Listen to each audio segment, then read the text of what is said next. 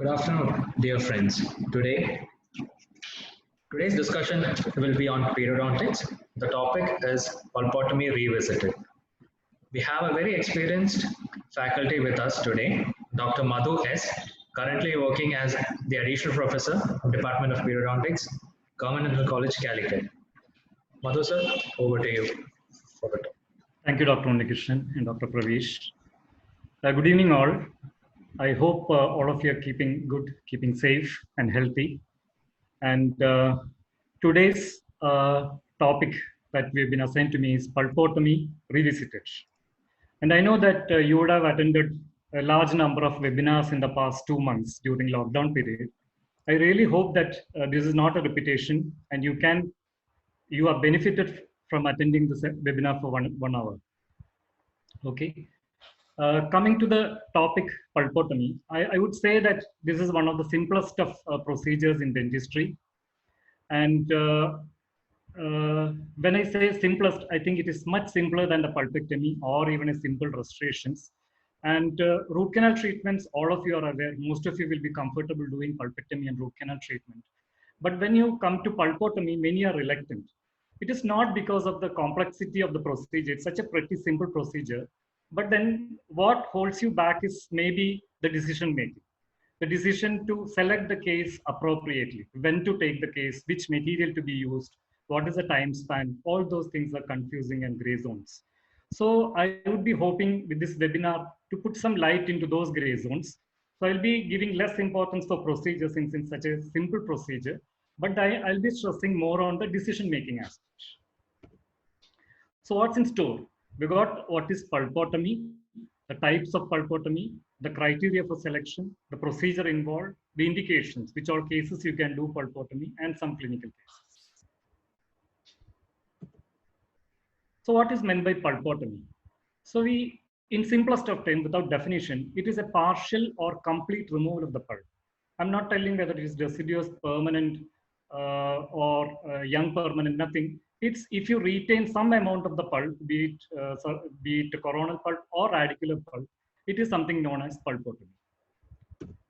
Coming to the types of pulpotomy. Now we know that there are different types of pulpotomy. What are the types of pulpotomy? So there are two methods by which you can classify pulpotomy. One will be according to the amount of pulp removed. That is one method. Second will be according to the pulpotomy medicament, that what the medicament does to the remaining pulp. You will see in detail what is meant by these types of pulpotomies. Now, according to the amount of pulp removed, it can be classified as a partial pulpotomy or total pulpotomy. Now, you don't have to see whether it's a young permanent tooth, anterior tooth, deciduous tooth, nothing. Just be aware that if you remove a small part of the coronal pulp, it is known as a partial pulpotomy as shown in the first radiograph. If you remove the coronal pulp completely, it is known as total pulpotomy. Very simple. Okay. But then there are some other terms also, like this case, wherein, or it could be a case like this, wherein here you can see that it is as much of seen on this partial pulpotomy is not removed here. This is something like a direct pulp capping, or you can say it is an extension of the direct pulp capping. Another name is given for that. It is called as miniature pulpotomy. Now, where it will be employed will be discussed later. Like that, you can see this radiograph. This almost looks like a, see, when you do a pulpectomy, root canal treatment, many a times we are reluctant to go for a radiograph. Why? Because we can sometimes get a radiograph like this without a complete obturation of the root canal. So there is one pulpotomy technique that comes to help in those situations. That is called an extended pulpotomy, or it can be called as a partial pulpectomy. Now, just I was telling it in a rough manner because this extended pulpotomy has got a definite advantage. What is the advantage? We will tell you. We will discuss it later. Okay, that is one type of classification of pulpotomy. And according to the types of medicament used, now we know that when we do pulpotomy, after you do the access, you remove some amount of the coronal pulp. And once you do that, you have to place a medicament there. So this is one of the most confusing part, which medicament to place over the amputated root stem. So there are three sets of medicaments that can be used. One could be a calcium hydroxide based material like Biodentin MTA or calcium hydroxide, which has got a regenerative property. It helps in formation of a tertiary reparative dentin, helps it retain the vitality, and that is given a term called regeneration pulpotomy. And there are certain materials which doesn't help you, or which helps you in a minimal manner to form a reparative dentin, but it maintains the status of the remaining unamputated pulp space or pulp tissue in a healthy status. And that is what is meant by preservation pulpotomy. And you must be surprised to see whenever we think of pulpotomy, we will be always obsessed with this material, formicosol, and have kept that material as the last material, not because of its carcinogenic or mutagenic property, simply because it devitalizes the remaining pulp. So these medicaments are basically based on what this medicament does to the remaining healthy pulp. So some of the materials, they helps in regeneration, some of the materials helps in preservation, and some cause devitalization, which is not acceptable. That's why formicosol comes as last material of choice for pulpotomy. Okay, I call it Srishti, Sthiti, and Samhara. Basically, regeneration is Srishti, preservation is Sthiti, and devitalization is Samhara. That is what it does to the remaining pulp. So the medicament does something to the remaining pulp. You should remember that. And whenever we do a selective pulpotomy, it will be a combination of a partial or total pulpotomy that we have been mentioning, and either a regeneration, preservation, or devitalization. So the combination has to be good to get a good result with pulpotomy. Okay. So till now we have covered what are the types of pulpotomy, two types of pulpotomy. I mean, two classification based, one on the amount of pulp that is remained, and one based on the medicament used and what it does to the remaining pulp. Okay. Slightly in details regarding these materials. And the first material of choice is always calcium hydroxide. When you think of regeneration, think calcium hydroxide. There is no other better material to think. It is just calcium hydroxide. So traditionally, calcium hydroxide has been used as a material of choice for the vital pulpotomies, especially in a permanent tooth. Calcium hydroxide was the material of choice. The trouble with calcium hydroxide was in deciduous tooth, it caused some internal resorption. And in permanent tooth, the dentin bridge after the formation of regeneration that is formed, the tertiary dentin that is formed, was not very good. It caused a lot of tunneling defects.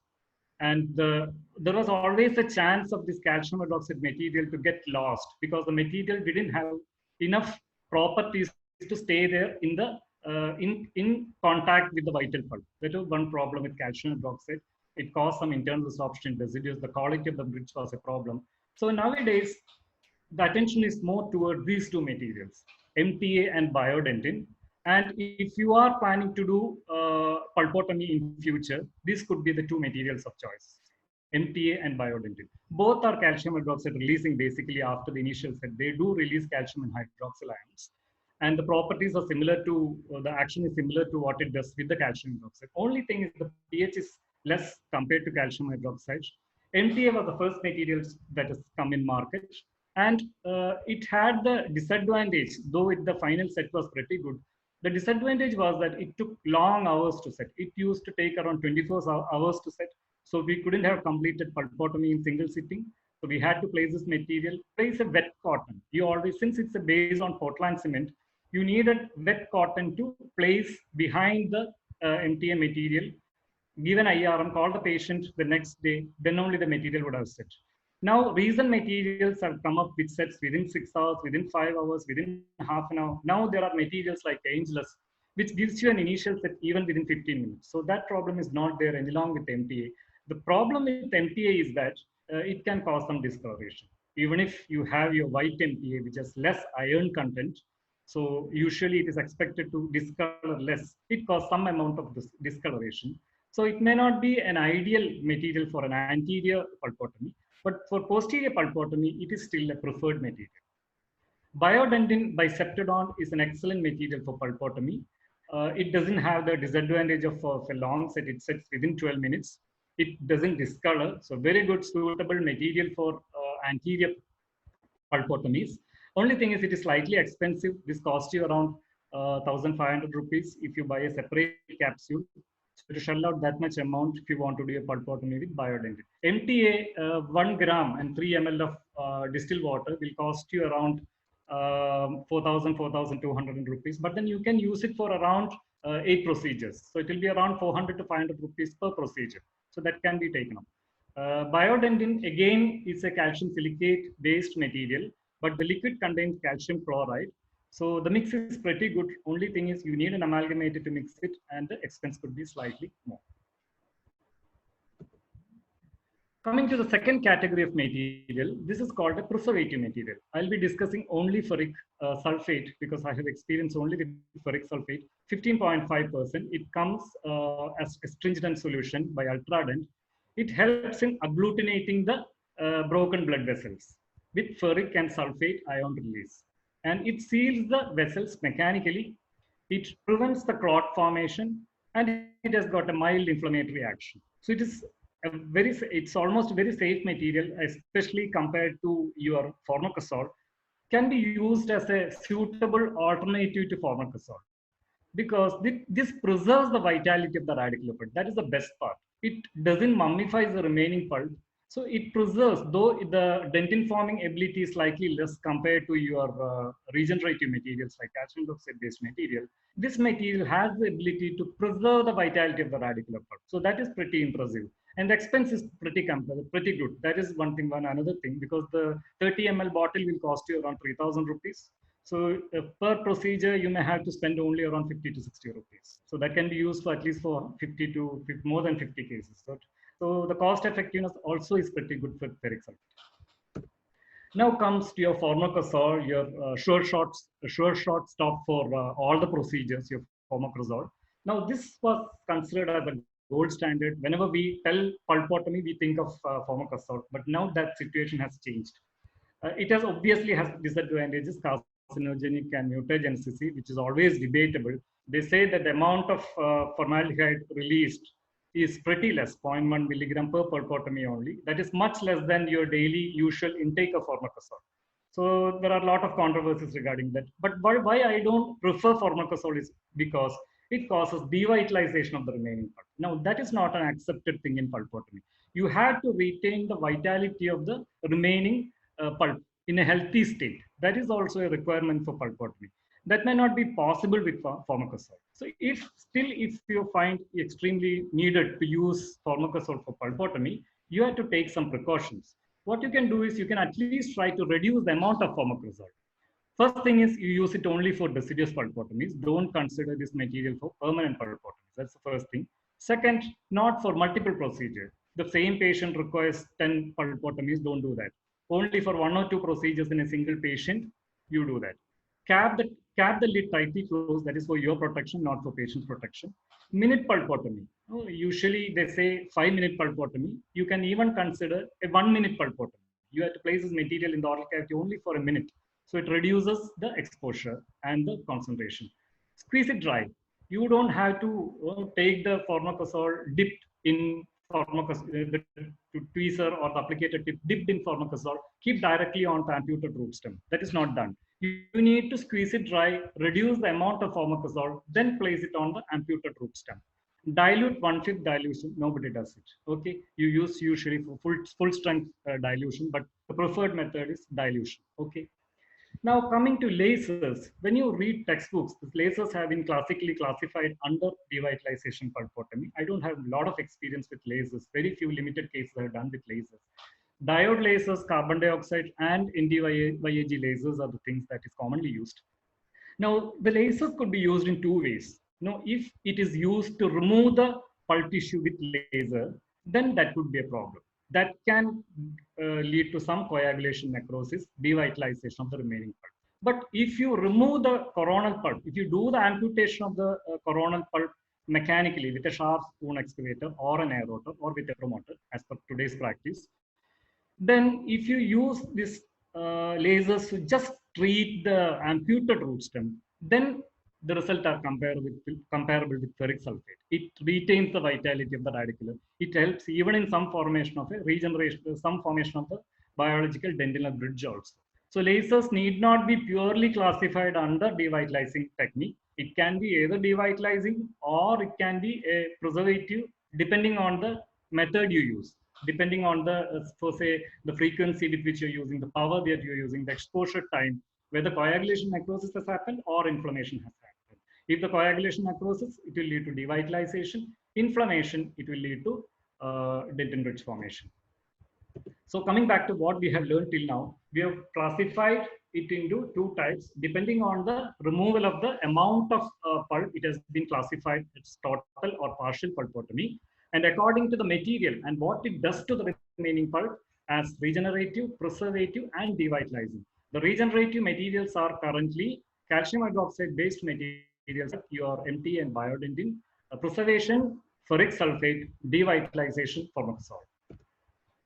Coming to criteria of case selection. So unlike in other dental procedures, we usually make a diagnosis, make a treatment plan, do the treatment. That is the usual routine, isn't it? Now for pulpotomy, it's a two-step procedure. There is a diagnosis before treatment, there's a diagnosis during procedure. That is important. So before the treatment, you have to diagnose the case as a reversible pulpitis. And during treatment, there are two criteria to be met. You have to get a healthy, bright red bleed from the amputation site, and the bleeding has to be stopped within 5 minutes of wet cotton application without the medicament. These two things I'll be repeating at least 20-25 times in the next, by the end of this session. You will be getting bored hearing me telling the same thing again and again, okay? So the criteria before the treatment. Now, you have to diagnose this case as reversible pulpitis. Okay. Now you are getting a case. Now you are confused whether to take up this case for pulpotomy or not, or proceed with pulpectomy or root canal treatment. You need to diagnose this case as a reversible pulpitis. Now, basically, I'll be talking about the diagnosis of reversible pulpitis. Now this is not for an experienced clinician, but I've kept these next 3-4 slides for beginners who may be slightly confused how to diagnose. Okay, others can go have a cup of coffee and come back after 10 minutes. So this is purely on reversible pulpitis, how to diagnose. Now, if you want to diagnose this case in an absolute manner, you need to go for a biopsy. You need to extract the tooth. You need to cut it into sections, go for a histological examination and find out where it is reversible, where it is irreversible. Whether it is reversible in the occlusal pore, whether it is irreversibly has reached the radicular pulp. If you want an absolute answer, you need to have a histological examination, but then that is not practical. So what we do is we depend on 4 factors indirectly, like history, clinical examination, radiographical examination, and vitality test, and go ahead with your diagnosis. So what is there in history? Now everybody says pain and swelling.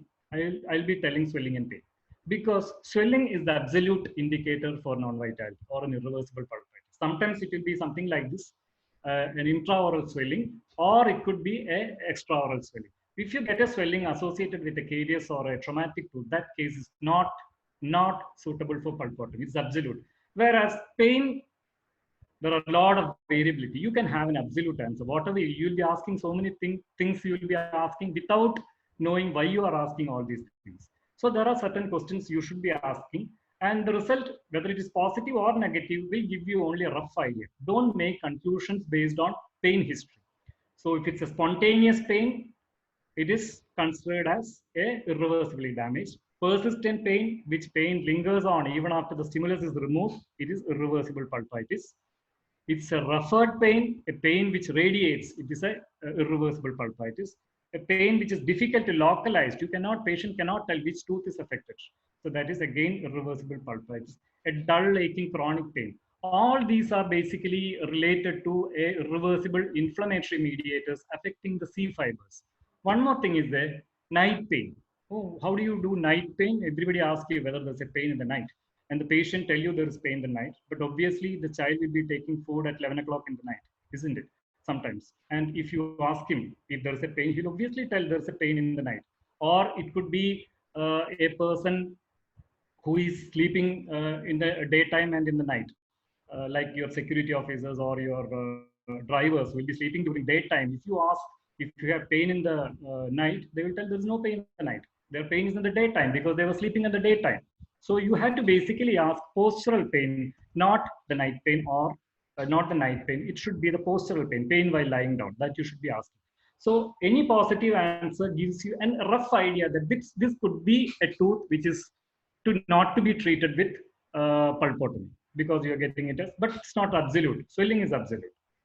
Coming to the second decision, that is your clinical examination. So you had to inspect, you had to do the probing, you had to do the percussion, you had to check the mobility test. Inspection, what all things you inspect, and inspect in that manner. Soft tissue examination, very important. Many of us fail to reflect the cheek and see the sinus opening or swelling on the side of the affected tooth. Very important. If you get a sinus or swelling, 100% it is irreversibly damaged. You're not supposed to do a pulpotomy. Not indicated. You see the color of the tooth. What do you see? You see the darkish hue of the tooth. Sometimes the tooth will look like a deep dentinal caries, but compared to adjacent teeth, you can see that it's a blackish hue, which could be suggestive of non-vitality. Then it is not, again, it's not absolute. Then you should do the other test also to confirm that it is not a non-vital tooth. Caries exposure on inspection can be examined. The presence of calculus, does that help? Sometimes what is calculus can be seen on the occlusal surface. Usually calculus is not seen on the occlusal surface. Sometimes patient might come to you with a calculus on the occlusal surface on one side.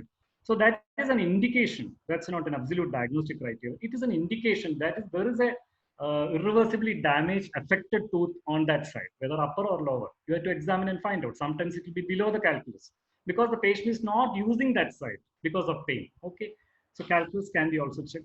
Probing, probably this is the only thing that is slightly different from other diagnostic criteria of irreversible pulpitis.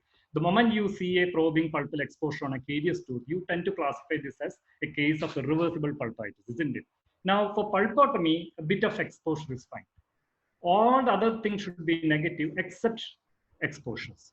Percussion, do percussion in a gentle manner, and if the patient is coming like that, holding his the right side, minimal pressing with your gloved finger is fine. Don't tap it too hard. And if it caused percussion pain, it is not a case indicated for pulpotomy. Percussion pain suggestive of irreversible pulpitis, unless it is due to immediate trauma, you have to go for irreversible pulpitis. Mobility suggestive that there is a loss of bone loss within the alveolar bone, you have to go for a root canal treatment or extraction.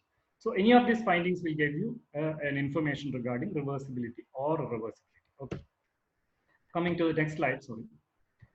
Now, radiograph. Now, why you do take, you're still confused, history, clinical examination doesn't give you a conclusive result, or you have to have a radiograph, intraoral periapical radiograph, isn't it? Now, why do you need radiograph? I have heard many of us telling that you need to diagnose pulpal exposure or extent of caries with IOPA. Now, these are clinical decisions. I'm not a big fan of diagnosing pulpal exposure or extent of caries with a radiograph or with an IOPA. You don't have to have that. You have a clear vision, your lights, your mouth mirror probe, you get a clear idea regarding pulpal exposure or extent of caries.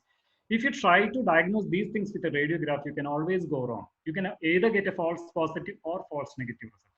Then why do you take radiograph? Because you want to see those areas in the tooth which is not seen otherwise, which you cannot see directly, isn't it? There could be interradicular changes, as in this case. Here you can see a furcal change, a periapical change, an intrapulpal change within the pulp space, periodontal ligament space, and alveolar bone space. So this is why you are taking the radiograph, isn't it? See, you can see the interradicular space. That is the furcation region. Here in the second radiograph, you can see the furcal radiolucence. The arrow mark, I hope you can see the arrow mark. See, that is the most important thing as far as deciduous molar is concerned. Now, obviously know that they depend on the periapical radiograph to see the periapical region. In deciduous tooth, we mostly depend on the furcal region because the first evidence of radiolucency happens, reversibility comes here.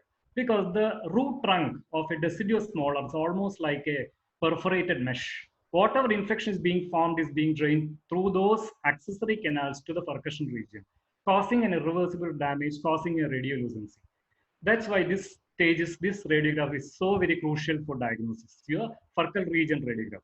Second is your periapical changes. The confusing part in deciduous pulpotomies is because you can see the erupting tooth bud here. That causes the obscuring of the periapical region.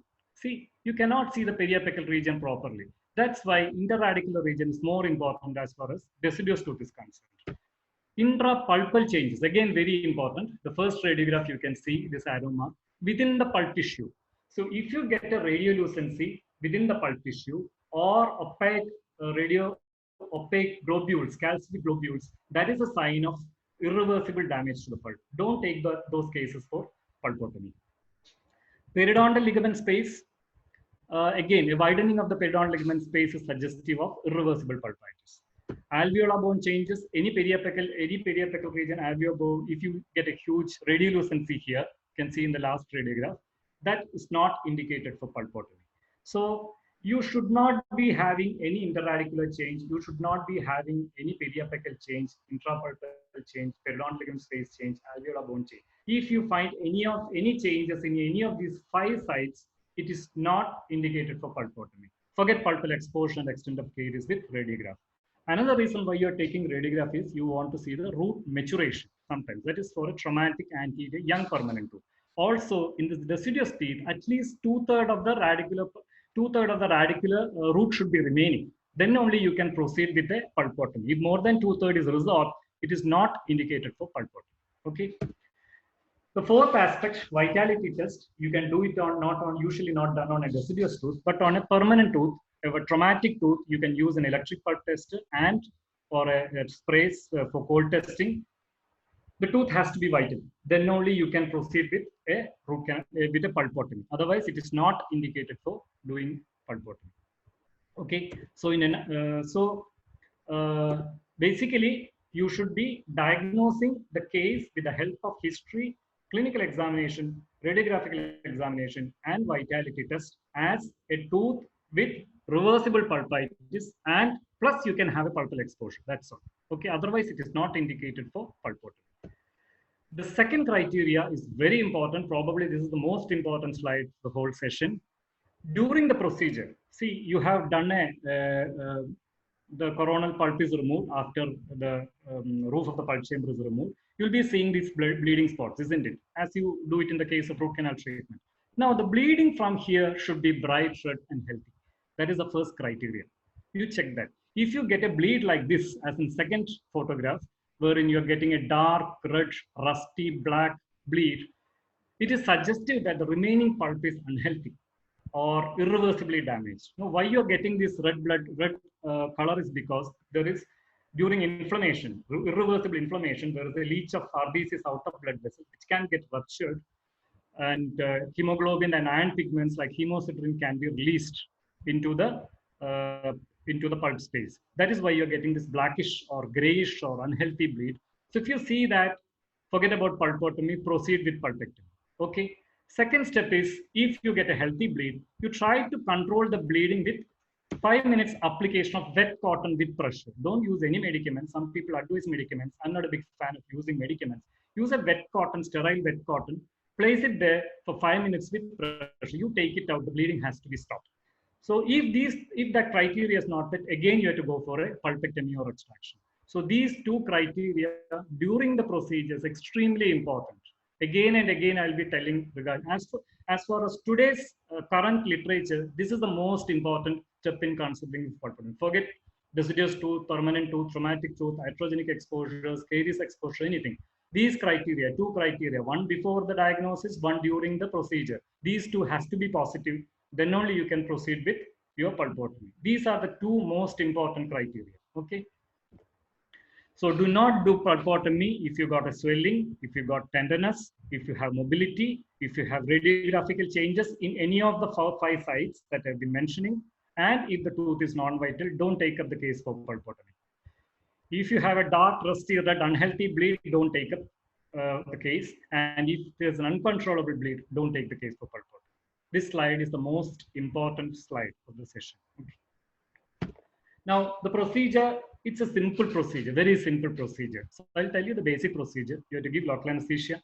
You have to isolate the, first you diagnose, okay, diagnose the case as per irreversible pulpitis. It has to be a reversible pulpitis, I told you. So patient coming to you with a pulpal exposure. Give local, you diagnose the case as a reversible pulpitis. Give local anesthesia, isolate with the rubber dam. It is a must mandatory in today's COVID situations. Isolate with the rubber dam.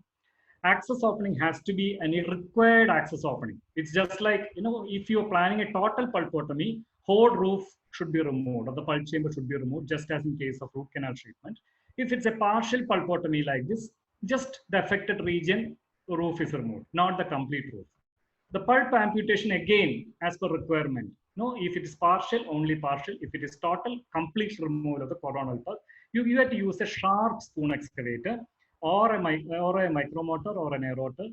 I prefer now it's a what's it, aerosol free dentistry. You have to use a sharp spoon excavator. Preferably use a good ones, 250-500 rupees costing good ones. You can use that. Observe the type of bleed, decide. Bleeding control, decide. 2 criteria, important. Irrigate with sodium hypochlorite solution. Use a medicament and go for a coronal. These medicament could be preservative material, devitalizing material, or a regenerative material. That has been explained in detail prior. Okay. Now, just coming to the recap, we have seen what is meant by pulpotomy, the types of pulpotomy, depending on the amount of pulp removed and depending on the medicament that we use. 3 types of pulpotomy: I told: preservation, regeneration, and devitalization. The case selection, the most important thing. Before the procedure, reversible pulpitis. During the procedure, 2 criteria. And the procedure, the basic procedure, there will be some differences during caries exposure or an iatrogenic exposure or a traumatic exposure. That will be discussed later. Now, the clinical consideration. So with this background, now we have discussed most of the things actually. Now we need to apply this knowledge in certain clinical situations. Now we'll be seeing, which are clinical situations you can actually employ the pulpotomy procedure. Now there are 3 clinical situations. One could be a deciduous molar with a carious exposure where radicular pulp is not infected. The patient is coming to you. You can definitely consider a traumatically or iatrogenically exposed young permanent tooth or a permanent tooth or even a deciduous tooth with an open or closed apex can be taken up for pulpotomy. A cariously exposed, that is slightly debatable, cariously exposed young permanent tooth with apex closed or open with minimal inflammation. That is important, minimal inflammation. These are the 3 criteria. Okay. So we'll see in detail regarding all these 3 things. First is deciduous molar with carious exposure. Now this has been explained already in detail, so I'll just brush through the slides. A sound crown structure is a must. The dental aids, the root resorption. Whether the tooth will stay in the oral cavity for a long time, whether 2/3 of the root is remaining, that should be confirmed. Then you proceed with the treatment. Diagnose the case as reversible pulpitis. Seems to be some problem.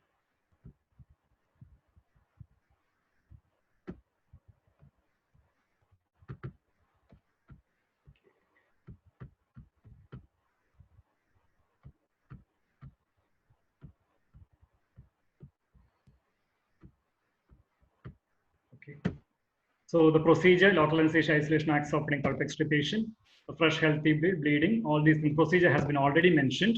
The medicament, preferably MTA biodentin, ferric sulfate, and least preferable formicazole. So I'll just have some videos to show you.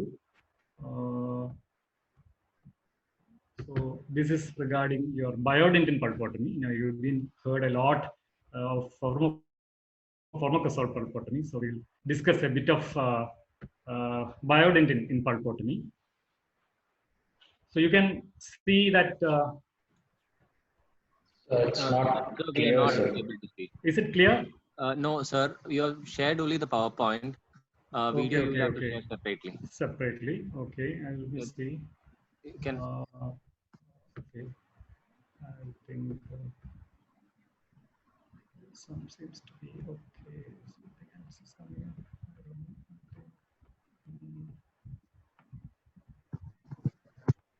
This is the problem when you are not tech savvy. So that is one problem. I think I hope to.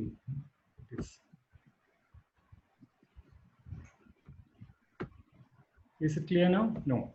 Yeah, I think this is pretty clear. Okay.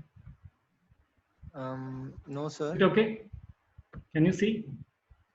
Can you see? No, sir. No, we can't see this. We can see the slide. Stop the share, and I think take it again. Slide share. Yes, sir. Better stop the share, and you can share that particular application. Screen, no? Screen or the particular application which is going to play.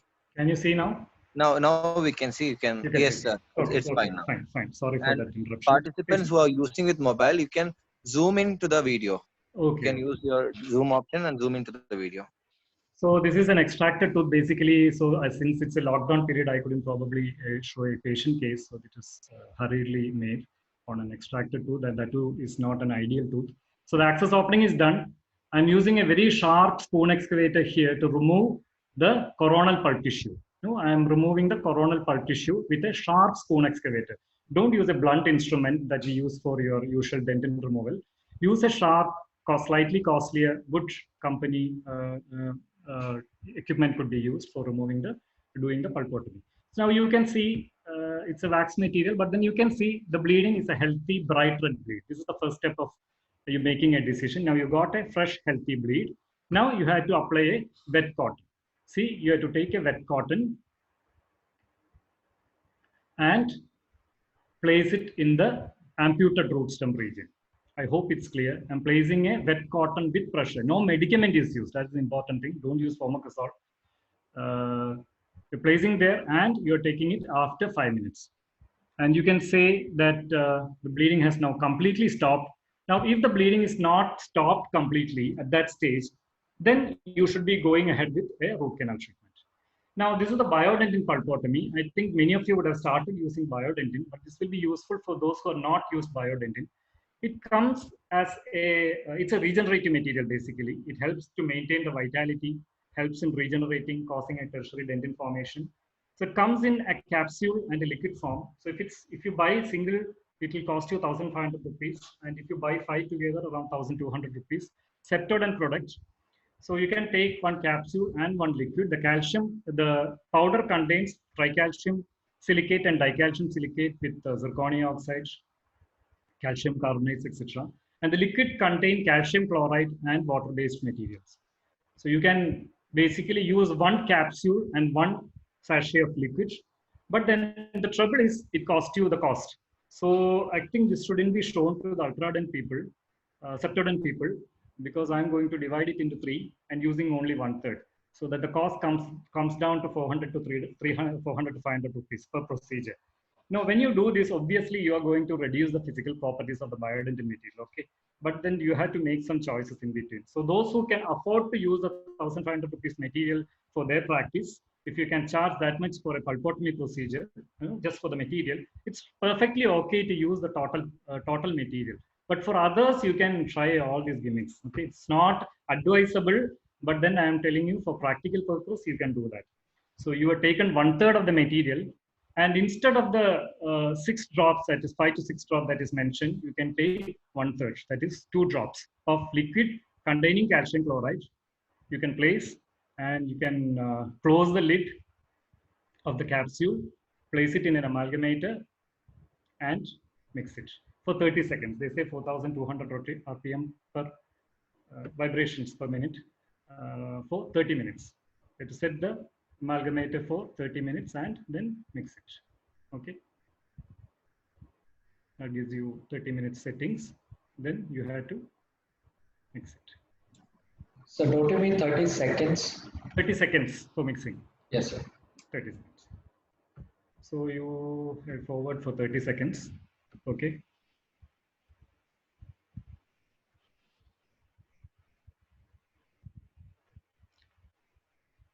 Now after the mix, you can take out. You can get a perfectly good mix. See, unlike MTA, which is sort of grainy material, especially if you don't follow the powder liquid ratio properly, it can be slightly tricky material. Whereas biodentin is an excellent material with good handling properties. So that is what I like about biodentin. See, the excess material, the remaining material can be always kept back in a clear capsule itself, can be kept back. So this material is sufficient for a pulpotomy, definitely sufficient. But if you want to use the whole material, one advantage of using the whole capsule of material is that you can fill the whole access cavity with the biodentin. Then you just need to think about going for a composite frustration over it, or preferably for a stainless steel crown. Now, if you use a 1/3, you will have to, over the set biodentin, you will have to use a glass ionomer also. Okay, so that is one thing. Now you can take it in a plastic filling instrument with the help of a plastic filling instrument. Then place it on the amputated root stem here. Now you have kept the moisture controlled and there is no bleeding, excessive bleeding. The remaining pulp is healthy. You can place this material on the amputated root stem. Such a simple procedure. If you were using the whole biodentin, you could have filled the whole cavity within single or 2 steps. First, you can fix the pulpotomy material, then over which you can place the same material and finish off. Quicker, in a quick fashion, you can finish the procedure. Over which you can go, if you want, you can go for a composite filling or preferably stainless steel crown. So if you have a tooth like this with a lot of tooth structure, it's always better to go for a stainless steel crown. If you got a tooth which is very good tooth structure, maybe you can consider even a composite filling over your biodentin or glass ionomer. Here I am using only this material for a pulpotomy procedure. Now over which I'll be giving a glass ionomer filling. See, there's still the pulp space has to be filled up. So I'll be going for a glass ionomer restoration over the. See, that is set perfectly set. The setting time is around 12 minutes. Did I say 30 minutes mixing for during your amalgamation? It is 30 seconds. Okay, 30 seconds. Did I say 30 minutes? Yes, I think you mentioned 30 minutes. It's 30 seconds. It is 30 seconds. 30 seconds. The total setting time is only 12 minutes. Okay. So to place the glass ionomer over which you can, if the tooth structure is good, composite, otherwise preferably stainless steel crown. So that is your biodentin pulpotomy. I hope it is pretty clear now. Okay. Now we'll show one more video regarding. Now this is a regenerative material. Now you can take an example of your preservative material, ferric sulfate. Okay. You can see the slide, no? Communication, you can see? Yes, sir. Clear. Yes. Okay. Now this is again a product from Ultradent. I told you regarding the cost effectiveness of this material. It costs you less than around 50-60 rupees per procedure. So those who doesn't want to go for an expensive material, at least for deciduous tooth pulpotomy, this is perfect. So just like Formoxazole, after, see, all the other steps are same, access opening, bleeding control, everything is same. After that, you place this material for 15 seconds. Now, Formoxazole, you keep it for 5 minutes or at least for 1 minute. Here, this material, the 15.5% ferric sulfate can be kept for 15 seconds, over which you can go for an IRM, over which you can go for a glass ionomer. So that is the usual pattern. So after 15 seconds, you take out that material with the cotton, that material is removed. Okay, then you can go for a IRM material over that. Then you can go for a glass ionomer material over that. If you want composite or stainless steel crown, can be even later. So that is your ferric sulfate pulpotomy. Such a simple procedure. No hassles of working length determination, broken instruments, irrigant solutions, apical changes, nothing to do with the pulpotomy procedure. Such a simple procedure. Okay. Now coming back to the our presentation, we will proceed with. Okay. Now that session is over. Now I hope this is clear about how to treat a tooth cariously exposed deciduous molar. Now we are going for the second indication, a traumatized anterior tooth, a young permanent tooth with pulpal exposure. So this has been touched upon in yesterday's session actually. Now, one criteria that will be discussed or which was considered very important was how many hours or days after the trauma you do certain type of pulpotomy, direct pulp capping, partial pulpotomy. This is slightly confusing. You know, that is the reason probably I think many of us are reluctant to do pulpotomy because there's a huge classification, 2 hours, 6 hours, 3 days, 4 days. So many textbooks say so many different things. So many authors say so many different things. But then now you can relax because this is no longer considered as a primary criteria for selecting the pulpotomy. The primary criteria has been already mentioned, isn't it? The things that I've told before, those are the criteria. This is not, I'm not telling this is not important, but this is not an absolute indication for considering the type of pulpotomy or even pulp cap. So what is important now is level of fracture or the size of exposure, the apical maturation, the diagnostic criteria before and during procedure. That I can't leave that alone. No, I'll be mentioning that again and again. These are the main criteria now. Okay. Now, level of fracture, 2 things you have to see. What is going to be your final treatment? Are you going to do this as a pulpotomy as a final treatment? Or you, after pulpotomy, after certain time, you're going ahead with a root canal treatment and post-core crown. So if you are going ahead get a cervical fracture like this, you might have to go for a root canal treatment and post-port crown later. That is one aspect. If you get a case like this with a minimal exposure, you may have to keep this pulpotomy as the final treatment with just a glass ionomer and a composite filling as the final treatment. So that should be kept in mind when you make your decision. Okay. Second is apical maturation. Now you have to see whether the apex is immature like this, a blunderbuss canal like that, or if it's a closed apex like this. Okay. Now what is important here is this has got a lot of regenerative potential because there's a large blood supply here, a lot of vital tissue here. So it has got a better prognosis compared to a more mature tooth. It's not that you can't do pulpotomy in a mature tooth, but an immature tooth will have a better result. That's all. Those two things should be kept in mind. Now, this is something for the viewers who are seeing this, some brainstorming. You get a case like that. First case, okay. Severe crown fracture with apex and root matured. It's a vital pulp, healthy pulp. You are, it's a reversibly damaged, healthy pulp. The bleeding can be stopped after 5 minutes application of wet cotton. It's a healthy plate, a healthy tissue. So what should be the treatment? There should be no treatment, no pulpotomy, isn't it? Because this case has to be treated with post-core crown after root canal treatment. The apex is already mature. So you have to go for a root canal treatment and post-core crown directly. There is no role for pulpotomy. Okay. Second situation, a severe crown with apex immature. Okay. Consider that this is a cervical crown fracture, both these radiographs, and you have an immature apex. What will be the treatment plan? Now you should take these two situations separately. That is what I would suggest, because here you can say that there are 3 objectives of a root maturation, apical maturation. One thing, the root length has to be increased, the dentin thickness has to be increased, and there should be apical closure. We tend to focus too much on apical closure, but all the 3 objectives should be met. The root length is needed because then only the crown root ratio will be sufficient. The dentin thickness is important because then only the root won't get fractured. If it's a thin dentinal wall, it is going to get fractured, isn't it? Once the occlusal load is applied.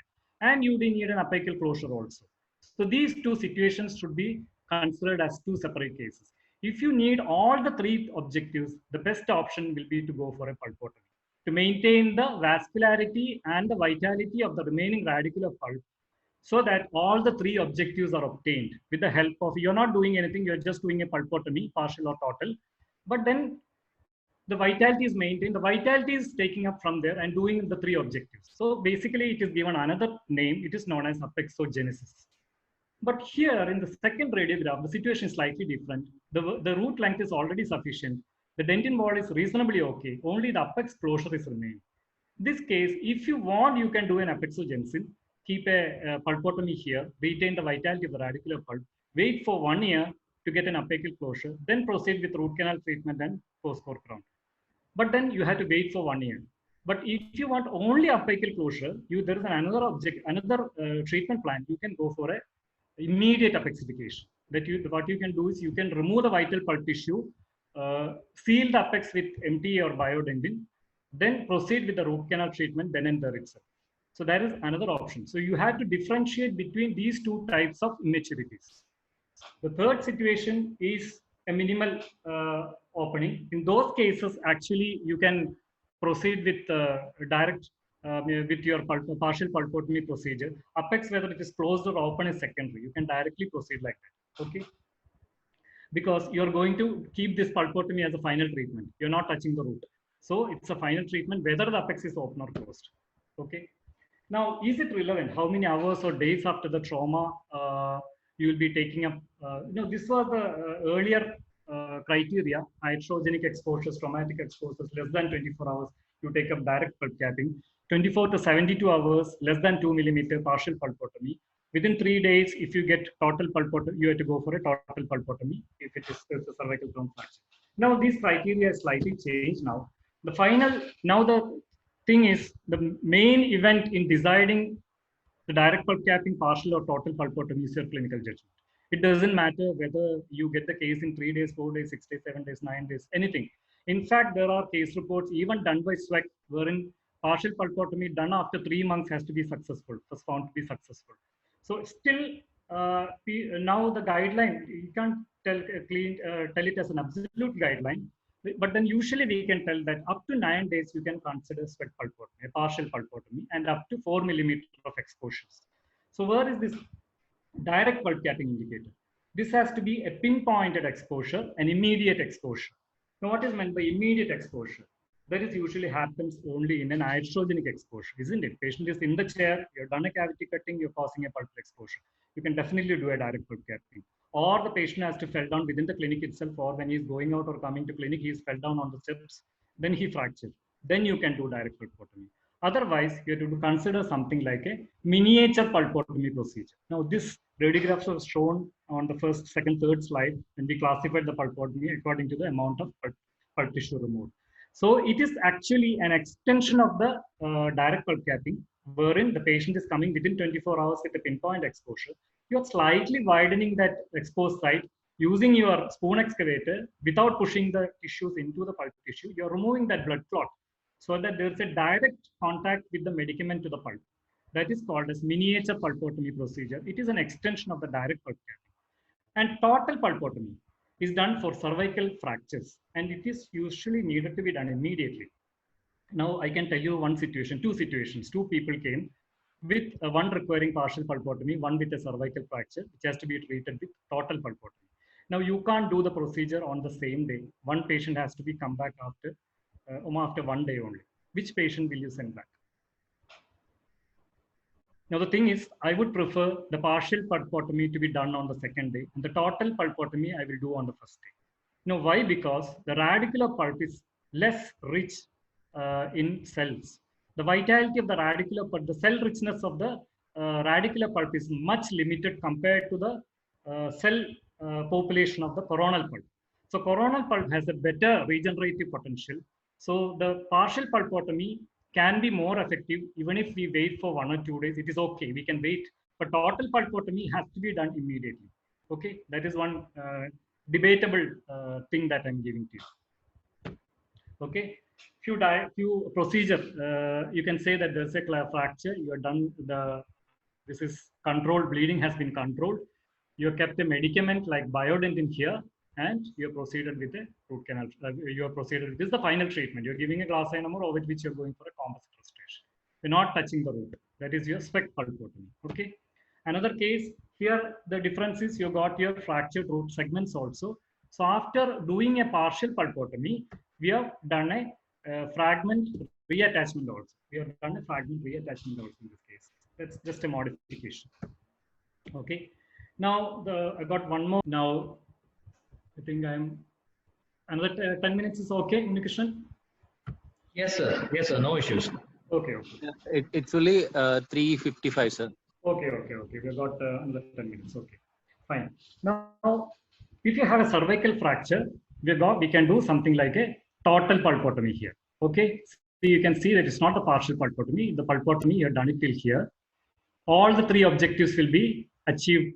There will be increase in root length, there will be apical closure, there will be increase in dentin wall thickness. Once that is achieved, maybe within 1 to 1.5 years, you can remove these materials, remove the remaining pulp tissue, do a root canal treatment, go ahead with the post-core crown, finish the case like that. So that is about your cervical crown fractures. Okay, right. So some questions that will come to your mind. Young permanent tooth. What is a young permanent tooth? Now, anybody with apex open, that is a young permanent. That is a general instruction that you'll be getting. But nowadays, the youthfulness is gradually increasing, isn't it? So you can say that applies to the tooth also. Now, if you have a vital, healthy pulp, that is considered to be young. Apex is closed or open is immaterial. Obviously, it helps. If the apex is open, the recovery chance is better. But even if the apex is closed, you can tell that it's a young permanent. Can we do it on an adult tooth? Yes, you can do it on an adult tooth. There's no issues with that. If the person's tooth is having sufficient regenerative potential, you can do with that. But as the age progresses, it is generally seen that number of viable cells will come down. The dental pulp stem cells will come down. In those cases, it may not be very useful to go ahead with pulpotomy. Okay. Can we do it in deciduous? You can do it in deciduous. The pulpotomy can be done in deciduous. What I'm telling is vital pulp therapy, not anterior to the after trauma. But the trouble in deciduous tooth is usually you get a luxation injury rather than a pulp exposure injury. Usually it will be intrusion, extrusion, luxation injuries in deciduous. Most of the trauma force is occupied by the periodontal ligament. Than in permanent, more than the in permanent, you get class 3 fractures. In deciduous, you get a luxation. So if you get a case with a fracture without any luxation injury, you can consider going for a pulpotomy. No issue with that. Now, third clinical situation in a first permanent mode. Now you are entering into dangerous zone, debatable zone, controversial zones. Now it was considered that this could be never done because once, now see, for fractures, you are telling that you can do a pulpotomy only for 9 days, isn't it? 10 days maximum. So after that, it is expected that it is going to devitalize. What about caries? Now you are diagnosing caries after you don't know after how many times. After 6 months, 1 year of exposure, you are maybe diagnosing the caries. So it is expected, it was expected that the whole remaining pulp also would have been got necrosed by the time you diagnose exposure. But there are certain difference in opinions now. Now, suppose you get a case like this, a 10-year-old child walking with a painful low bone, occasional pain while lying down. Pulp exposure obviously is there, but it is not tender. Usually this case would have been taken up for, as in the case of irreversible pulpitis, for RCT, isn't it? But then you have to check the radiograph. What I would check in radiograph is again the 5 sites. So I'm not seeing any change in furcal region, not in intrapulpal region, not in periodontal ligament space, not in apical region, not in alveolar bone space. So for me, first criteria is over.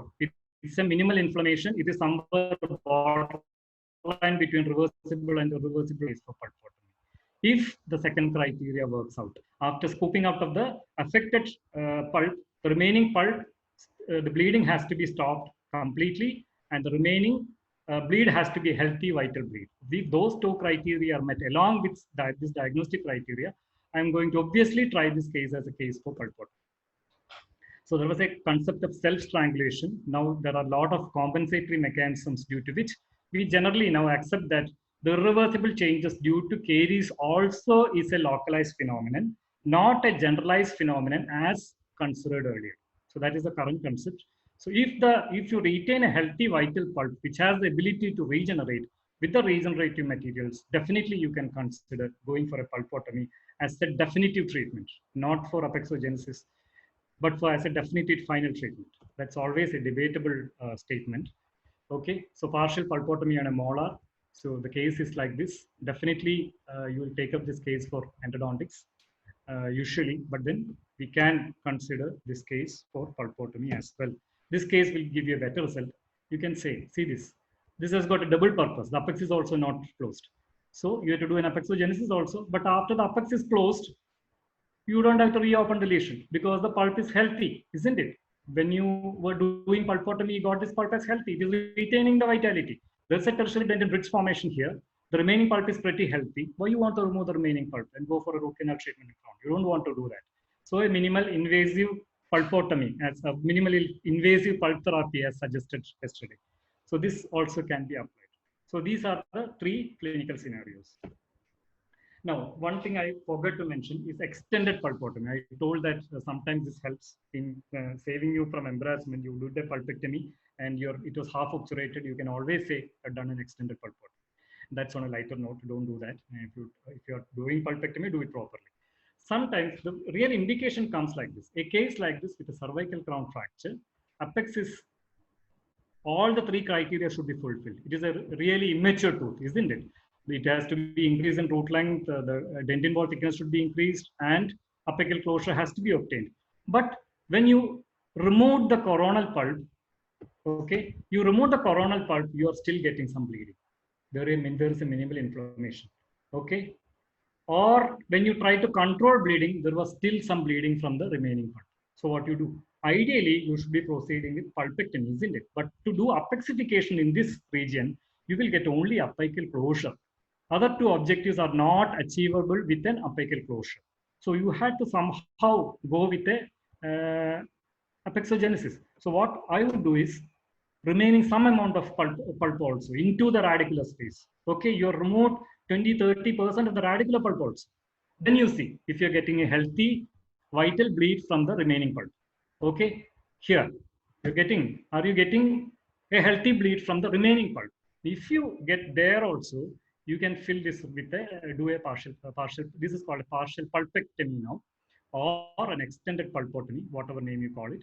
And you can, as a temporary, you can place an MTA here or a biodentin plug here, I prefer biodentin, then a glass ionomer and a composite filling. The patient, you have to review the patient after 1.5 years. It should have totally achieved root maturation, not root closure, root maturation. Then you can proceed with the root canal treatment. So that is the one use of extended pulpotomy.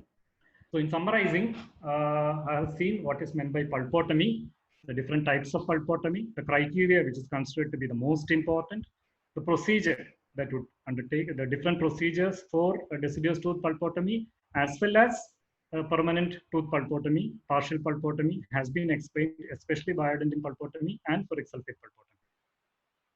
The indications, 3 clinical scenarios in which you can use pulpotomy. Some take-home points. One is material of choice for permanent tooth pulpotomy has biodentin for anterior, MTA for posterior. You can keep this in mind. Biodentin because it doesn't cause discoloration. Okay. Do not consider formicosol. I repeat, do not consider formicosol for any permanent tooth pulpotomies. Deciduous material of choice ferric sulfate if you cannot afford biodentin or MTA. Now, where will you use formicosol? Now, you will be so fond of formicosol, you don't want to throw away the bottle of formicosol. I still use it, you know, but then it is not an absolute indication. The uncooperative child, you know, many times this material saves you from a lot of embarrassment. So uncooperative child, deciduous tooth, slightly infected canal. I'm telling slightly infected canal, not for a tooth with big swelling and big reversible pulpitis, not for that. A borderline case where there is a child is totally uncooperative, is crying, has got only one procedure, there is no indication for going ahead with a pharmacological method of behavior management. You tried your best till the patient is not okay with it. Those cases consider formicosol pulpotomy. It will gradually mummify the remaining infected pulp also. The patient and the parent will be grateful to you, and you will be grateful to this material. If you want to ask me 2 material of choices, biodentin and ferric sulfate. Remember the criteria again and again and again and again. Reversible pulpitis before the treatment with an exposure, and during treatment, 2 criteria. The bleeding has to be healthy, vital bleed, and the bleeding has to be stopped within 5 minutes application of pressure wet cotton application. Some references, those who are interested, it's a good article I come across in Dental Traumatology in 2016, which gives you a systematic review of sweat pulpotomies. That's where they're given up to 9 days you can attempt. Actually, the 10th day, if the patient comes with all the vital healthy pulpotomy, is there an issue? I will definitely take up this case for partial pulpotomy. 11th day, 12th day, I will take a partial pulpotomy with biodentin. 13th day, definitely yes. That's why I said that number of days is not a big criteria now. Second article, very good. Those who are academically interested, interstitial fluid pressure normal and inflamed. Excellent article. See, dental traumatology guidelines is there into, but the trouble is it's a 2012 guideline. 2020, a newer guideline was supposed to come already, but then it has not come. So we'll wait for the 2020 guideline. Don't depend too much on the 2012 guidelines. So I think with that, I complete the topic. And thank you, Dr. Unnikrishna, Dr. Pravesh, and all the office bearers of IDA. Thank you for the patient hearing, all those who are involved. Over to you, Dr. Unnikrishna. Thank you, sir. That was a very, very short, very precise, and a clear presentation. Thank you. Thank you very much. A few doubts have come. The first one is, so what about irrigation during the pulpotomy procedure? Do you need any irrigation saline to wash away the blood? Yeah, if you want to wash away the debris, your ultimate material, your sodium hypochlorite, is the material of choice along with saline. If there is a blood clot also, if you want to do some antiseptic thing on the amputated root stem, you can dip 3% sodium hypochlorite and you can wipe off that debris can be removed, and irrigation can be done on the coronal pulp with sodium hypochlorite and saline. Okay, sir. Sir, Sedu here. Okay, yeah. Hello, doctor. Sir, you mentioned about keeping that wet cotton after the coronal pulp removal. Yes. Can saline be used? Yeah, there are many people advising saline, distilled water, sterile water, local anesthesia without adrenaline. All these materials could be used. Saline is perfectly okay, no problem. Oh, okay. Okay, thank you, Doctor. Yeah. Yeah.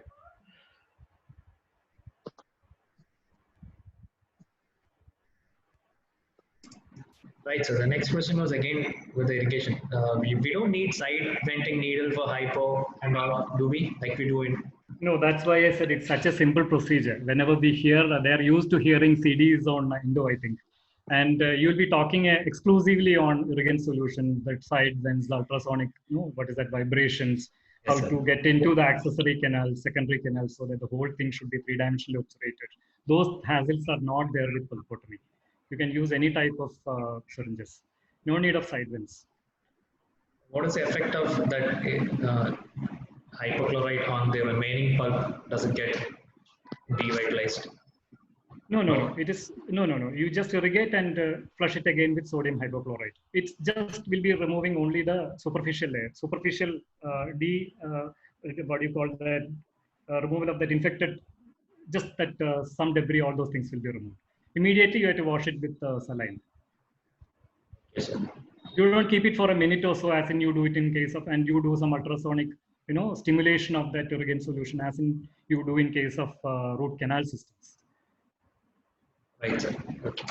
Why didn't we discuss about dical and calcium hydroxide? So,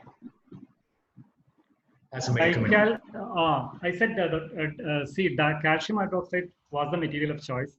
It still can be used. Only thing is, the disadvantage of calcium hydroxide, I mentioned it in my slide, maybe that. Yes, sir. Okay.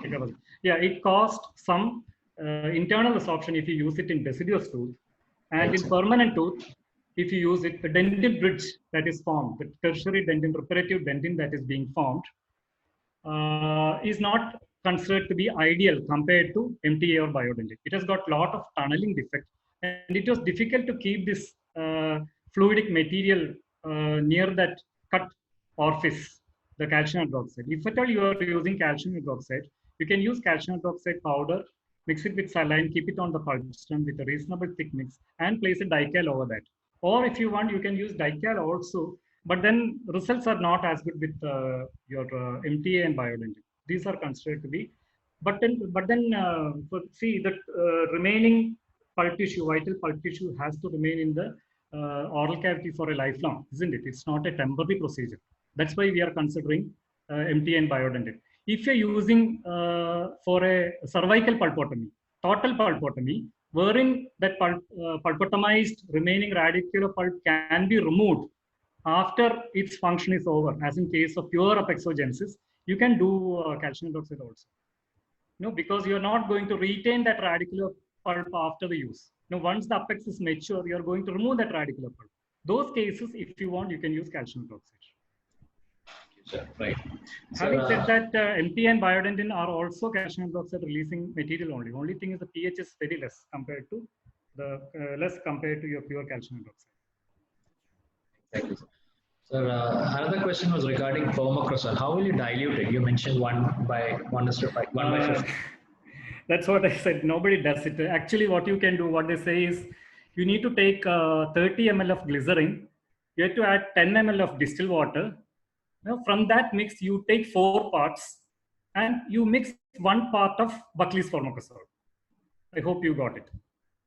You take 30 ml of glycerin, or 30 ml of glycerin with 30 ml of glycerin with 10 ml of distilled water. You get a solution, out of which you can take, suppose you are taking 4 ml from there, you add 1 ml of your Buckley's formicosol. That will be a 1/5 dilution.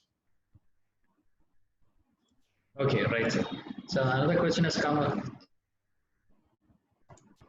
I can hear. Can you repeat that? So another question has come. Is civic pulpotomy and partial pulpotomy the same? Spec pulpotomy and partial pulpotomy is same, but then when we do it for a molar tooth, I'm not sure whether we will tell that as spec pulpotomy. See, SWEC has advised pulpotomy for a traumatized anterior tooth. A partial pulpotomy done on an anterior tooth following trauma. That was SWEC's idea. So that was given as SWEC's pulpotomy. But then posteriorly on a molar, permanent molar also, we do a partial pulpotomy. I'm not very sure whether you will call that as a sweat pulpotomy when you do it on molar. I'm not very sure. Anterior tooth, definitely partial pulpotomy and sweat pulpotomy are one and the same. So, suppose in a young permanent tooth with crown is fractured en masse, what should be the treatment? Suppose it's an anterior tooth. Anterior tooth with apex immature, isn't it? Immature, young permanent tooth, yes. See, the first criteria will be you have to make the tooth mature. All the three objectives has to be met, isn't it? Yes, sir. Yes. So you have to do basically a total pulpotomy. Okay, crowd and mass means you are suggesting you're gone beyond the gingival tissue, below the cervical margin. Is that what you're suggesting? Or it's just a cervical crown fracture? Cervical crown fracture. Cervical crown fracture. Okay. That cases, it's better to go ahead with a calcium hydroxide or a biodentin or an MTO pulpotomy, total cervical pulpotomy. You have to wait for 1 to 1.5 years for the root maturation. You will get all the three objectives: increase in root length, increase in tooth dentin wall thickness, apical closure. After that, you have to remove the radicular pulp, do a root canal treatment, go ahead with a post-core crown. That is one option.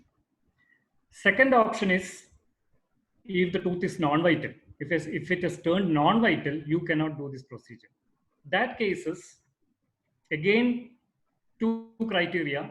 If the only apex closure is remaining, if there is a sufficient root length and sufficient dentin wall thickness, and only apical closure is remaining, and the radicular pulp is non-vital, it is better to go for an immediate apexification with an apical plug with MTA or biodentin. That is the treatment of choice. You can proceed immediately with root canal treatment and crown. That has to be the final treatment, isn't it? Yes. But if the root is short, root is totally immature, blunderbuss canal, root length is not sufficient, dentin is not sufficient, then you cannot do an apexification because you're not going to increase the root length or dentin wall thickness with apexification. Those cases, it is suggested you go for a revascularization. Regeneration with apical, you know that there's a different protocol for that. You have to do the regeneration or revascularization protocol so that you revitalize the affected or infected or a non-vital radicular pulp. You make it vital again so that there is a apexogenesis. So this revascularization can be considered as a method of apexification or apexogenesis. No, what is meant by apexogenesis is if all the three objectives are met with apexogenesis, if you consider that as apexogenesis, revascularization is a method of apexogenesis. Okay. If you do a procedure on a non-vital tooth, if that is apexification, then revascularization is an apexification procedure. So revascularization is done on a non-vital or a irreversibly damaged radicular pulp with totally immature root. You need to go ahead with revascularization. You're trying to increase the thickness of the dentin walls. You need to increase the root length also. You need yes. crown root ratios, which is not possible with traditional apexification or with immediate apexification. There you are getting only an apical closure, just apical closure, an artificial barrier against which you can condense your gut aperture. So once the MTA and the biodentin sets hard, how feasible is it to re-enter into the radicular pulp? It's very hard material. So if you want to that's why I don't prefer sealing the whole cavity with the MTA or biodentin. Also, sometimes it is advisable. It's better to do only pulpotomy with medicament with MTA or biodentin, or which you can give glass ionomer or composite. So if you particularly want to remove the MTA or biodentin, you'll have to use your rotary instrument. Then only you'll be able to remove it. With a hand instrument, it will be pretty difficult. It's in the coronal pulp only, so you're not going into the radicular pulp. So it is much easier.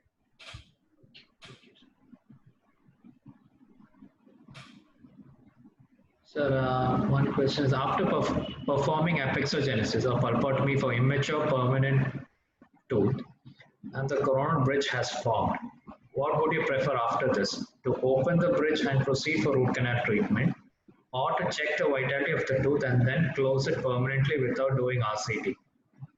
I think I've already explained. It all depends on the crown structure.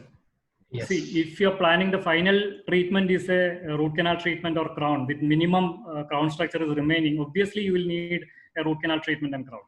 But if you have done a partial pulpotomy only, you can keep it as a final treatment. You don't have to re-enter the and do a root canal treatment. If it is a cervical fracture, tooth is very brittle, you go ahead with a root canal treatment and crown. Definitely yes. Can we use Metavix for pulpotomy? No. So root canal filling material. Yeah, preferably plain calcium hydroxide is better. There are some case reports and all, but then plain calcium hydroxide is better. What about glutaraldehyde as a pulpotomy material? Yeah, it is a preservative material just like ferric sulfate. It is found to be having a comparable result with ferric sulfate. It preserves the vitality of the remaining radicular pulp. Only thing is I don't have any experience with glutaraldehyde, and I didn't want to confuse you with too many materials. So material could be kept minimum. One biodentin in regenerative material, ferric sulfate in preservative material, formicazole in devitalizing material. If you want to use glutaraldehyde, definitely it's a preservative material. It doesn't give you a lot of regeneration and secondary dentin, tertiary dentin formation. But then it's a good material for your deciduous tooth pulpotomies. Yes, not for permanent tooth. Another question has come for light cure calcium hydroxide. Yeah, you can use, no problem. Yes. As a pulpotomy. Yeah. Again, as all the disadvantages of pulpotomy is there. Calcium hydroxide is Calcium there. hydroxide. For total pulpotomy, you can consider going for a calcium hydroxide based material. Not usually used for a deciduous pulpotomy. Okay, so that almost finishes all our questions. Rest all the repetitions of what we have asked. Any other questions? Or anyone want to interact with the faculty, you can use the raise the hand option. I think Dr. Sethu wants to ask something. Yes, sir, sir. you can unmute yourself, sir. Yes, sir. Yeah, doctor, you mentioned about the accidental exposure of pulp during the cavity preparation. Yes. Instead of going for pulpotomy preparations, can we directly stop the bleeding and do the filling? Yes, direct pulp capping. Actually, that is the only indication for direct pulp capping. Oh, right. That is the only classical indication for direct pulp capping now. Otherwise, I told you, the patient has to fall down within the clinic or outside the clinic. Then bring immediately to the operating room. Then only you can proceed with direct pulp capping. No. What you asked is the correct indication for direct pulp capping. Direct without any preparation. Without any preparation, because there is no clot.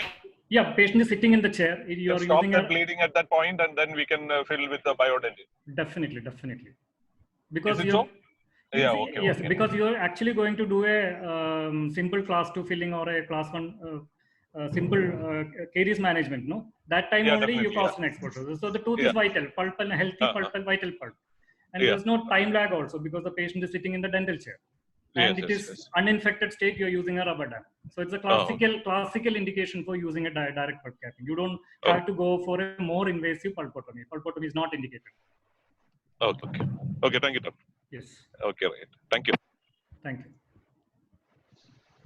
So I think that sums all our questions. So Sandeep sir has no. He's again. 1 minute, sir.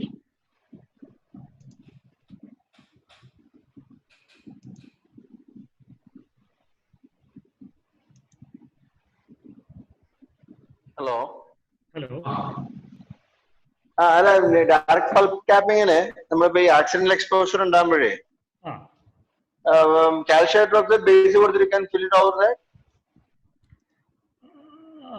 You want, deciduous tooth permanent tooth, yeah, you can use calcium. Whatever it is, see, direct pulp capping with calcium hydroxide is not considered to be very ideal in deciduous tooth. Okay. There's a lot of chances of internal resorption because deciduous pulp and permanent tooth pulp are slightly different. Okay. So this is like a deciduous tooth is like almost like I want to commit suicide. I want to get resorbed and get removed from this oral cavity. That is precondition for resorption, I would say. So when the calcium hydroxide material is applied, there are large amount of certain molecules like macrophage colony stimulating factor within the deciduous pulp, which which helps in the more production of odontoclast or osteoclast compared to odontoblast in deciduous pulp. So because of that, calcium hydroxide is not considered as a very good material for pulpotomy or direct pulp capping in deciduous. You can use it, only thing is success will be slightly less compared to other materials. And in permanent tooth, you can use. Permanent tooth, you can use calcium hydroxide based material. Sir, will that stay there actually, calcium hydroxide? See, dical, I mean, if you're using calcium hydroxide over which you have to use a dical, over which you have to go for a permanent filling. You cannot stop with dical. It cannot be a permanent filling. You have to, just like you give a base in indirect pulp capping, just like you indirect pulp capping, you give a base with dical, isn't it? Yeah. Over which you can go ahead with other harder materials. See, whether it will stay is a good question. Whether it will stay there is a good question. That is one disadvantage of calcium hydroxide. That is why it is advisable to go ahead with biodentin or MTA in those cases compared to calcium. Biodentin ആണ് നിന്നോളൂ, നന്നായി നിന്നോളൂ. So അതിന്റെ മുകളിൽ വേണമെങ്കിൽ അത് വെച്ച് തന്നെ ഫില്ല് ചെയ്യാൻ വേണമെങ്കിൽ കംപ്ലീറ്റ് ആയിട്ട്. പക്ഷെ എക്സ്പെൻസ് കൂടുതലായിട്ട് ഫുൾ ആയിട്ട് വേണമെങ്കിൽ whole cavity can be filled with Biodentine. അതിന്റെ മുകളിൽ മാത്രം നമുക്ക് വേണമെങ്കിൽ കോമ്പോസിറ്റ് കൊടുത്താൽ മതി, കോമ്പോസിറ്റ് മുകളിൽ കൊടുത്താൽ മതി. അല്ലെങ്കിൽ യു ഹാവ് ടു ഹോൾ, എന്താണ് പറയുക, കുറച്ച് മാത്രം അവിടെ വെച്ചിട്ട് just like Dycal you can keep base layer of Biodentine. അതിനാണെങ്കിൽ എക്സ്പെൻസ് കുറച്ചും കൂടി കുറയ്ക്കാൻ പറ്റും. Over which you can keep glass ionomer. Deciduous don't prefer calcium hydroxide, plain calcium hydroxide. Deciduous ആണെങ്കിൽ ബയോഡെന്റിൻ ആണ് നല്ലത്. Preferably biodentin. അല്ലെങ്കിൽ ഫെറിക് സൾഫേറ്റ് യൂസ് ചെയ്യാം. ഡയറക്റ്റ് പൾപ്പ് ക്യാപ്പിംഗ് ആണെങ്കിൽ ബയോഡെന്റിൻ യൂസ് ചെയ്യാം. ബയോഡെന്റിൻ മേടിച്ച് വെച്ച ഏറ്റവും ഐഡിയൽ ബയോഡെന്റിൻ ആണ്. രണ്ടിലും നല്ല, ഡെസിഡിയസിലും പെർമനന്റിലും നല്ലതാണ്. വൺ മെറ്റീരിയൽ, ഒറ്റ മെറ്റീരിയൽ സെലക്ട് ചെയ്താൽ മതി എന്നുണ്ടെങ്കിൽ Biodentine, that is the best thing. At least in today's current knowledge. Okay, after 6 മാസം കഴിഞ്ഞിട്ട് ഇനിയിപ്പോ വേറെ എന്തെങ്കിലും മാറ്റി പറയാന്ന് എനിക്കറിയില്ല. Currently according to the literature that's what I said. Biodentine എന്ന് പറയുമ്പോൾ ആ ഒരു സിംഗിൾ സാഷേക്ക് 1200 rupees വരും. ബട്ട് ദെൻ ഞാനത് കാണിച്ചിരുന്നു. You can use it for 3 or 4 cases. If you are doing four A അപ്പൊ ഒരു 300 to 500 rupees വരും ഒരു പ്രൊസീജിയറിന്. 400 ഒക്കെ എന്തായാലും വരും. That is not advisable, but then we all do it, isn't it? Yeah, without using the whole sachet of 0.7 gram, that is much more than what is required for a minimum simple direct pulp capping. അത്രയൊന്നും material use ചെയ്യേണ്ട ആവശ്യമില്ല. കുറച്ച് material use ചെയ്താൽ തിരിച്ച് close ചെയ്ത് വെക്കണം immediate ആയിട്ട്. And again it is not an advisable thing. ഇതൊരു സ്റ്റാൻഡേർഡ് ആയിട്ട് പറയുന്നതല്ല കേട്ടോ, ഓൺലി ഒരു ക്ലിനിക്കൽ ടിപ്പായിട്ട് പറയുന്നത് മാത്രമേ ഉള്ളൂ. That is not advised by the manufacturer. Disclaimer. Okay. So MTA, if you want, you can divide it and use. Adoru gram edichu kayna you can use it for 10 cases. MTA, if you want, you can use. Yeah, definitely. Adappa cost 300-400 rupees available. Oh, okay. Adu rendilum better adana MTA method ayale. Anterior ആണെങ്കിൽ there is a discoloration with MTA. അതുകൊണ്ടാണ് ബയോഡെന്റിൻ preference എന്ന് പറയുന്നത്. Posteriorly use ചെയ്യുകയാണെങ്കിൽ MTA use ചെയ്താലും മതി. കുറച്ച് discolouration ഉണ്ടെങ്കിലും വലിയ കുഴപ്പമില്ല. അങ്ങനെയാണെങ്കിൽ then you can use MTA also, no problem. Anteriorly, but then biodentin is preferable. ഈ നോർമൽ ഇപ്പം ഇതിലെ ഈ റൂട്ട് അപെക്സിഫിക്കേഷൻ എത്ര ടൈം എടുക്കും? നമ്മളൊരു ആന്റീരിയർ ഫ്രാക്ചർ വന്നതിനെ നമ്മളിപ്പം അപെക്സിഫിക്കേഷൻ ആണോ അതോ അപെക്സോജെനിസിസ് വിത്ത് പൾപ്പോട്ടമി ആണെങ്കിൽ ഒരു 1 to 1.5 years ഒക്കെ എടുക്കും ചിലപ്പോൾ, ഡിപ്പെൻഡിങ് ഓൺ ദ എമൗണ്ട്. അപ്പോൾ നമ്മൾ സ്റ്റാർട്ട് ചെയ്യുന്ന സമയത്തുള്ള സ്റ്റാറ്റസ് നിന്ന് വളരെ ഇൻമെച്യൂർ ആണെങ്കിൽ ഒരു 18 months വരെയൊക്കെ എടുക്കാറുണ്ട്. അല്ല, അതിൻ്റെ ഇടയ്ക്ക് പിന്നെ റൊട്ടീനായിട്ട് നമ്മളിത് മാറ്റേണ്ട ആവശ്യമുണ്ടോ? അല്ല,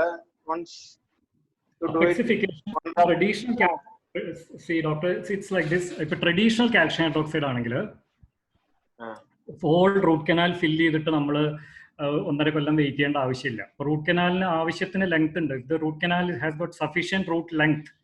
ഓൺലി അപ്പൈക്കൽ ക്ലോഷർ മാത്രമേ ഇല്ലാത്തത് ഉണ്ടെന്നുണ്ടെങ്കിൽ You can apical closure ആണ് ഉദ്ദേശിച്ചത്. apical closure മാത്രമേ ബുദ്ധിമുട്ടുള്ളൂ എന്നുണ്ടെങ്കിൽ you can proceed with MTA or biodent. ഒരു apical plug അവിടെ വെച്ചിട്ട് immediate ആയിട്ട് okay. ബാക്കി area you can just go RCT. RCT. You don't have to wait for 1.5 years to get a root canal closure with as in case of calcium hydroxide. Calcium hydroxide അതിന് use ചെയ്യേണ്ട ആവശ്യമില്ല. So that is totally not to be used actually. No, you don't have to wait for 1.5 years to get an apical closure. So better will be to go for an immediate apexification with the root length. Sufficient root length ഇല്ലെങ്കിലാണ് problem. Root length ഇല്ലെങ്കിലും traditional അപെക്സിഫിക്കേഷൻ കൊണ്ട് കാര്യമില്ല. Traditional അപെക്സിഫിക്കേഷൻ കൊണ്ട് ഈ calcium hydroxide full root കനാലിൽ വെക്കണോണ്ട് അപ്പക്കൽ closure മാത്രമേ കിട്ടുള്ളൂ. You will be getting only apical enclosure with calcium hydroxide. So if you get a short root with infected root canal, you will have to go for revascularization. അത് separate protocol ചെയ്യേണ്ടി വരും. ഈ പറയുന്ന methods കൊണ്ടൊന്നും ഉപകാരം ഉണ്ടാവില്ല. Okay, thank you. Okay, thank you. So one last question that has come is, can you suggest a commercially available ferric sulfate brand name? Ferric sulfate Ultradent, astringent. Yeah, I think that is the only product I don't know, because any article I see, and that is the product that is available with me also. 30 ml will cost you 3,000 rupees. Ultradent product, astringent. I've used it around crown cutting for cutting crown 30 ml. Okay. 30 ml solution around 3,000 rupees. Okay, so you can proceed around 40-50 cases you can do with a single bottle. Right, so that finishes all our questions.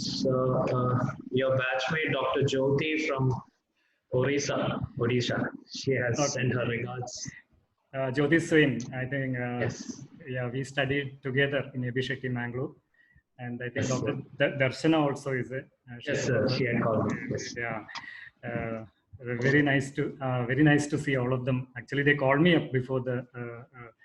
Actually, this webinars, this actually opens up a lot of opportunities and a lot of what do you call it? Lot of things add on. This is not possible without traditional things. Now I'm seeing a lot of people from all over India. Such a good thing. So it's a. So I think Dr. Darshana is there. She can talk now. Yeah, please. Hello. Dr. Darshana, tell me. Hi, Madhu.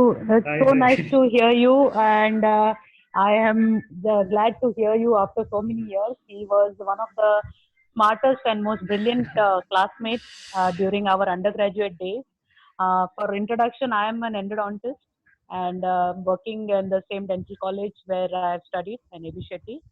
But he was always one of the very studious and very sincerely hardworking person, and it was a pleasure that I found out he's conducting a webinar, and I just wanted to hear and see him in action. I know he's brilliant, and he's conducted a webinar in a very perfect and a very dignified way with correct answers, and he's kept up to the time. That is also equally important.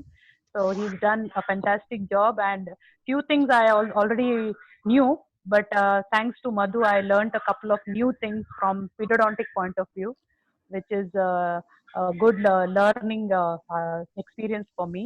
So Madhu, congratulations, you did a fantastic job. All the best to you. Thanks a lot, Darshana. It was nice talking to you. Thank you for all the positive reinforcement that I got from you. Thanks a lot.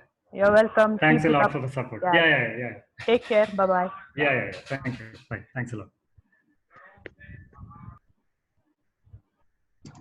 Thank you, sir. That's almost all our doubts. We have cleared everything. Almost we had around nearly 200, 185. We saw 190 participants. Okay. We have. I hope it was okay. I mean, yes, sir. We have answered over 23 questions. Almost 25 questions we have answered. Thank you so much, sir. Thank you so much for the idea, Malabar, Unikrishna, and Dr. Pravesh. Thank you very much. Thanks a lot. Thank you, sir.